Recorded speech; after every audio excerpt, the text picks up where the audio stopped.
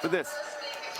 It really is. It's pretty incredible to watch. Again, this is happening as we are live on the air behind us. We will take it to the podium when we get it back to the Commissioner, Adam Silver, for the announcement of the NBA Finals MVP. But right now, Lisa Salter is doing a fantastic job getting those stories that you're talking about, because everyone has them on this stage. Well, listen, it's special moments right here, but I'm going to go back to SGA because that's just what I think is appropriate right now. I'm looking at his 29 points tonight, and through Game 7, averaged 34 points in 4 series clinchers this postseason. 34 a game, all right? Only Michael Jordan, twice Steph Curry, averaged more points in 4 series clinchers than this brother right here. Yeah. Shai Gilgeous is something special. We got to look at him and understand 26 years of age. They're a relatively young team. They're not going anywhere. Not with the trick, not with the draft picks and everything that Sam Presti has got here. You can make this team better. And oh, by the way, ladies and gentlemen, as great as he is, Shai Gilgeous can get better because the three-pointer ain't automatic yet. What is going to happen when that happens? Lord have mercy. I mean, it's scary what this team can be because of him. And as great as he is, we know they did this. They won this game with their defense. I mean, Shai was great, but he's better offensively. He was 8 of 27, but 91 points for the Pacers. 3 turnovers, whatever it was. 32 points off 23 turnovers. So they did that all year, right? You usually do what you've been doing all year. You create these habits. And they turned people over at a historic rate, and they did it in Game 7 to win a championship. I just love that nobody has left their seat in this building. Everybody is staying to watch a champion be crowned. Where they going? I know where to go. It's amazing to see, and I think we naturally always have these conversations and this discourse about market size and the next face of the NBA. I think one of the beautiful things about this series was we got to just see excellent basketball play out in real time. And some of those conversations almost worked themselves out. Shai Gilgeous-Alexander put himself in elite company with his basketball doing the talking. And there's no one not to like, right? I mean, there's no enemy, there's no bad actor. These teams respected each other. They did things the right way. You know, it's too bad there had to be a loser. And it's too bad. And Indiana, what a storybook season. But Oklahoma City, this was their year from the start, and they got through that West. They got through Denver. I think they learned in that series. They were capable, and now they know. Now they know they're champions. I'm just looking at overall how many of these guys sacrificed, right? And how many of these guys chipped in and made themselves household names in this postseason. Like coming into this postseason, a lot of fans out there didn't know who Lou Dort was. They know who he is now. A lot of people didn't know who Alex Caruso was. They know who he is now. Case and Wallace the same. And then when you go to the Pacers, people around America are saying T.J. McConnell, right? And this is the beauty of it when these guys are able to be on this stage like this, because now people are able to recognize. Adam Silver is about to name the 2025 Finals MVP.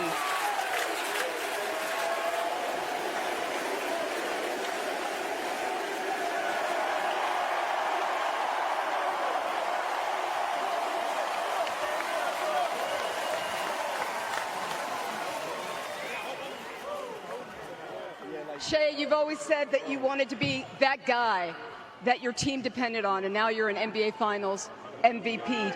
How were you made for this moment? A lot of hard work, a lot of hours in the gym. This isn't just a win for me. This is a win for my family. This is a win for my friends. This is a win for everybody that was in my corner growing up. This is a win for the fans, the best fans in the world. I love you guys.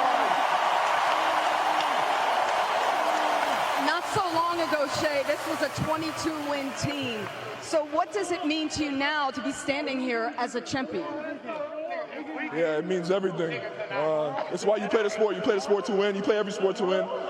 We have a team full of competitors. We did what it took this year to be champions, and we deserve this. We rose to the moment, and here we are.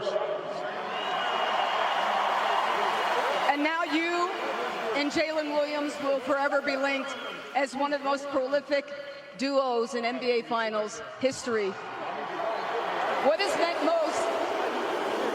the most to you about being able to have this ride with your co-star, J-Dub? Yeah, Jalen Williams is a once-in-a-lifetime player. Like Will, one second, sorry.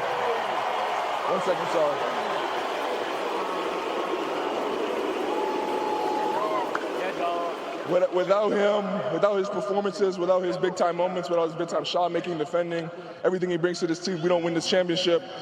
This is just as much my MVP as it is his, and we'll share this one for a very long time. Like you said, we're sketching the book forever. The Dub's a winner, for sure. He's a winner. Thank you. Congratulations to you, Shea. Thank you. Dub.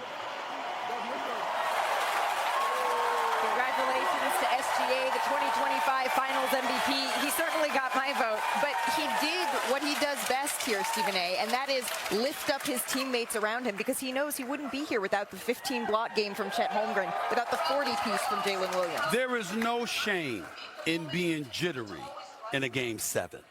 But at the very beginning, I saw several OKC players that were a little jittery, a little excited.